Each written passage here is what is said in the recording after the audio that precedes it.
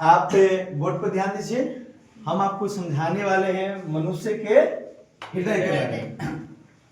इसमें मनुष्य के हृदय में आप यहाँ देख रहे हैं कि महाशिरा है, यहाँ से एक महाशिरा यहाँ भी है, यानी इस वाले जो भाग है जिसमें मनुष्य के हृदय को हम चार भाग में बांटे हैं, यानी चार चेंबर में बांटे हैं, जिसको एक दाया आलिंद, दाया निलय, उसके बाद बाया आलिंद, बाया निलय। अब दाया आलिंद और बाया निलय जो है, यह जो भाग होता है शरीर से अशुद्ध को क्या करता है, रक्त को लाता है, अशुद्ध रक्त को करता हुआ लाता है। तो आप बताइए कि हृदय के कितने चेंबर होते हैं? चार। कौन कौन? दाया आलिंद, दाया निलय, उसके बाद दूसरे चलिए बाया आलिंद, बाया निलय।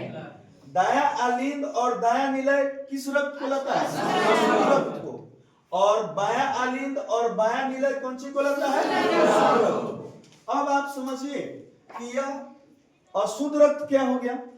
इसके मतलब क्या कि यहाँ जो महाशिरा जो दिख रहे हैं, यह अशुद्ध रक्त का मतलब कि जो ब्लड आएगा शरीर से वह आपका CO2 के साथ आएगा। किसके साथ आएगा? CO2, यानी कार्बन डाइऑक्साइड। अब देखिए कार्बन डाइऑक्साइड यह जब ब्लड में मिलकर आता है, इसलिए इसको हम क्या कहते हैं? अशुद्ध रक्त। ठीक है, अब यहां समझिए। तो जब अशुद्ध रक्त यानी शरीर क्या करता है, हृदय को दाया आलिंद और दाया निलय में भेज देता है। किस रक्त को? अशुद्ध रक्त को। तो जब इसमें से आएगा, सबसे पहले ब्लड जो आएगा अशुद्ध वाला, वो कहाँ आएगा? दाया आलिंद। ठीक है, कहाँ आएगा? दाया आलिंद। अब दाया आलिंद के जगह पर देखिए, यह एक वो फाटक है। फाटक समझते हैं? दरवाजा। जैसे इसमें ब्लड आएगा अशुद्ध वाला, ये फटकवा दोनों ऐसे ऐसे क्या हो जाएगा? खुल जाएगा। लेकिन खुल जाएगा, फिर दोबारा ऊपर चाहिएगा खोलने के लिए, खुलेगा नहीं। अब यह समझिए, तो जब अशुद्ध रक्त यहाँ आ गया तो यह फाटक दोनों खोलेगा और ब्लड अशुद्ध वाला कहाँ पहुंच जाएगा? दाया निलय। तो आप बताइए सबसे पहले कि अशुद्ध रक्त कहाँ आता है? दाया आलिंद में। और उसके बाद कहाँ जाएगा? अब देखिए, अब ब्लड दोबारा ऊपर चाहे जाने के लिए, लेकिन जा नहीं सकता है, क्योंकि यह गेट उसी हिसाब से बना है, सिर्फ जाने की रास्ता है, दोबारा लौटने की रास्ता नहीं है। अब देखिए यहाँ हो गया दरवाजा बंद। अब अशुद्ध रक्त बुआ पहुंच गया है कहाँ? दाया निलय में। अब यहाँ देखिए, यहाँ एक रास्ता दिखाई दे रहा है आपको, जिसको धमनियां कहते हैं। जिसको क्या कहते हैं? अब जैसे अशुद्ध रक्त को दाया निलय में आएगा तो यह पंप करेगा धीरे से। क्या पंप करेगा? धीरे से। यह पंप करके यह कहाँ भेजेगा? फेफड़ा। कहाँ भेजेगा? तो आप बताइए, अशुद्ध रक्त सबसे पहले कहाँ आएगा? उसके बाद कहाँ जाएगा? दाया निलय। दाया निलय पंप जब करेगा, प्रेशर बनाएगा, तो कितना स्पीड से? धीरे से। कितना करेगा? धीरे से। तो धीरे बोलिए, धीरे से पंप करेगा। धीरे से पंप कर उस अशुद्ध रक्त को केकरा के दे दी? फेफड़ा के। कई चचा तनी एकरे के लई एकरे के तनी ठीक ठाक से कर दो। ठीक है, अब समझिए। तो जब इस बात को समझिएगा, तो जब दाया निलय जब ब्लड को धीरे से ले जाकर किसको देता है? फेफड़ा को। तो इसका प्रेशर 80 होता है। इसका प्रेशर क्या होता है? 80। अशुद्ध रक्त को जब फेफड़ा में भेजा जाएगा तो उसका प्रेशर कितना? 80। अब ब्लड अशुद्ध रक्त को हम कहाँ भेज दिए हैं? फेफड़ा। अब समझिए, जब हम सांस को लेते हैं तो आप जानते हैं कि फेफड़ा में कुछ वायु कोश होता है जो ऑक्सीजन को एब्जॉर्ब करके रखा है। अब ये ब्लड जब जाएगा फेफड़ा के, ये कहेगा दाया निलय कि चाचा तनिए में ऑक्सीजन वाला चीज जो बात मिला दी हो, मिल गया। अब समझिए, जब फेफड़ा में अशुद्ध रक्त चल गया, तो जैसे ऑक्सीजन उसमें मिल जाएगा उस ब्लड में, अब वह रक्त बन गया क्या? शुद्ध। अब क्या बन गया? शुद्ध। अब समझिए भाई, जब शुद्ध रक्त हो गया तो फिर उस शुद्ध रक्त को फिर हृदय में लाया जाएगा। कहाँ लाया जाएगा? अब किस रास्ते से? यहाँ से आप रास्ता दिखाई दे रहा है, सिराइन से। अब तो ब्लड को हम शुद्धिकरण कर दिए। अब जब वापस आएगा फिर कहाँ? बाया आलिंद में। तो आप बताइए, बाया आलिंद में जो ब्लड आ रहा है वह शुद्ध है कि अशुद्ध है? अशुद्ध कैसे बना है? इसमें ऑक्सीजन मिला है। आप समझिए, जब शुद्ध रक्त बाया आलिंद में आएगा तो फिर फाटक यहाँ दिखाई दे रहा है, या फिर दोनों खोलेगा और ब्लड कहाँ ढड़क जाएगी? चल जाएगा, यानी चल आएगा कहाँ? अब देखिए, अब तो शुद्ध रक्त हो गया। अब पूरे शरीर को शुद्ध रक्त पहुंचाना है। तो आप धीरे से धकेलवा तो जाए, क्योंकि आपको पूरे शरीर में भेजना है। इसका काम क्या था दाया निलय को, कि अशुद्ध रक्त खा एक ही जगह भेज देना था। कहाँ? फेफड़ा में, कि भाई लो एक के तो शुद्ध करके क्या कर दियो? दे दियो। अब तो बाया निलय आ गया, इसमें शुद्ध रक्त के इसको पूरे शरीर में फैला देना है। इसलिए बुआ बाया निलय क्या करता? सब जोर से एक में मारता, फचाक दे, यानी कस के मारेगा और महाधमनी से होते हुए पूरे शरीर में फैला देगा।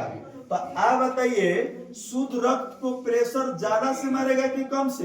ज्यादा से। तो इसका प्रेशर होता हुआ 120, इसका होता है 120। इसलिए हम कहते हैं रक्त दाब, यानी ब्लड, यानी बीपी। तो उसका कितना होता है दाब?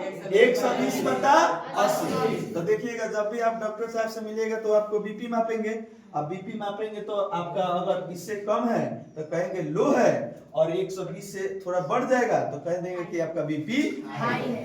तो अब इस बीपी का मतलब समझ में आ गया कि जब 120 का मतलब क्या है? कि शुद्ध रक्त को पूरे शरीर में क्या कर रहे हैं? भेज रहे हैं। और 80 का मतलब क्या है? कि अशुद्ध रक्त को हम ला रहे हैं। तो अशुद्ध रक्त धीरे से आ रहा था, इसलिए इसका प्रेशर 80, और शुद्ध रक्त को तेजी से पूरे शरीर में फैला रहे थे, इसलिए इसका प्रेशर कितना? 120। Any problem? कितना चीज समझ में आ गया? तो आप तनी बढ़िया से बोलिए तो हुआ, मानव हृदय के कितना चेंबर है? 4। कौन कौन? दाया आलिंद, ठीक है, इसमें कोई दिक्कत? इधर से देखिए, इधर से जो आएगा तो आपका क्या हो जाएगा? दाया आलिंद, उसके बाद दाया निलय, फेफड़ा। फेफड़ा चल गया, समझिए, दाया आलिंद, दाया निलय, फेफड़ा में चल गया। अब देखिए, अब इधर से बाया आलिंद, बाया निलय, पूरे शरीर, समझ में आ गया? दाया आलिंद, दाया निलय, फेफड़ा शुद्ध करने के लिए। उसके बाद बाया आलिंद, बाया निलय, पूरा कहाँ चल गया? कहाँ चल गया? शरीर में चल गया। इतना कोई दिक्कत समझ में आ गया? आप बताइए कि दाया आलिंद की संख्या क्या है? 2 दाया आलिंद की संख्या 2। इसका काम क्या है? कि केवल ब्लड को रिसीव कर लेना है। और दाया निलय की संख्या क्या है? 2। इसका काम क्या है? पंप करके पूरे शरीर में भेज देना। कोई दिक्कत? अब ये समझ में आ गया? ब्लड प्रेशर भी समझ में आ गया, बीपी। अब देखिएगा, महाधमनी जो है, क्या है? महाधमनी। यह क्या, इसको कैसे आप समझिएगा? और महाशिरा शिराएं क्या है, इसको समझिएगा। तो देखिएगा, आपके जो नस दिखाई दे रहा है ना, इसको शिराएं कहते हैं। आज जो नस माने जो होगा महाधमनी, वह शरीर के अंदर पाया जाता है, यानी मोटाई गहराई में। इसकी संख्या क्या होती है? यहाँ समझिए, महाधमनी यह शरीर के गहराई में पाई जाती है और मोटा भी होता है। ठीक है, क्या होता है? मोटा। अब देखिए, इस मोटा शरीर के अंदर का है ज्यादा गहराई में बनल बा, इसका रीजन समझिए। तो महाधमनी जो होता है, आप देखिएगा शरीर के सबसे माने अंदर एक मोटा नस चलता है, उसी में बुआ कौन रहता है? महाधमनी। और उसमें कौन सा रक्त बह रहा है? शुद्ध रक्त। अब उसको अंदर क्यों बनाया गया है? आप बाहर जो नस देखते हैं वह सिर्फ आपका सिराए है, असली नस कहाँ बा? मेन वाला अंदर है। अब उसको देखिए, आप बताइए, इस वाया निलय को, शुद्ध रक्त को पूरे शरीर में भेजना है तो साफ प्रेशर ज्यादा है। तो आप बताइए, अगर ससुरा पातर नस बना दी, अगर शरीर में पातर नस रहता तो एक तो प्रेशर आपका ज्यादा है 120 का, हमारे एक हड़ाक देगा पूरा नस उस फाट उठ के खत्म। इसलिए उस प्रेशर को सहने के लिए एक क्या बना दिया गया? महाधमनी। आज शरीर के कहा बना दिया है? अंदर बना दिया गया है। देखिए भगवान बहुत होशियार है, बोले कि प्रेशर वाला काम बताओ तो एक रहे मोट बना दो, तो शरीर के गहराई में बना दो कि बउआ जल्दी प्रेशर को क्या करे? सह ले। बात समझ में आ रहा है? इसलिए इसको क्या करिएगा? महाधमनी को कहाँ बनाया गया? शरीर के गहराई में। और कभी कभी आप फिल्म में देखिएगा, चाहे ऐसे भी कोई देखिएगा, सुनिए, कोनो क्या होता है कि ससुर गुस्सिया जाता है, मैंने कहे घर से गुस्सिया जाएगा, पत्नी से गुस्सिया जाएगा, कहीं से गुस्सिया जाएगा, आप कहेगा कि अब हम हाथ काट ले रहे हैं, लीजिए, तो हेंगा काट लेगा, हेंगा काट लेगा, अब तो ब्लड निकलने लगा। अब बताइए, वो काट रहा है जो जाना है कथी काट रहा है? सिराए काट रहे हैं। आप जानते हैं कि जो शरीर के ऊपर ऊपर दिखाई देता ओकर प्रेशर बा 80, अब मेन वाला का प्रेशर बा 120। अब वो तो हाथ में कट लेगा ऊपरे ऊपरे, तो 80 के मतलब है कि ब्लड धीरे धीरे जाई तो खूनवा धीरे धीरे बहता है। उससे कहिए कि ससुरा अगर तुमको काटना है तो तुम साफ कचकचा के गोहिजा के काट, तो काट दे होई। अब देखिए जैसे वो काट देगा महाधमनी के कचकचा के, अब ब्लड उसमें कितना प्रेशर है? 120 के। अब लगी हो कोई आता अब डॉक्टर के ले चल, समझ रहा है? इसलिए वो भी बहुत होशियार है, वो आपको डरवाने के लिए धीरे धीरे क्या करता है? ऊपरे वाला नसवा काट देगा।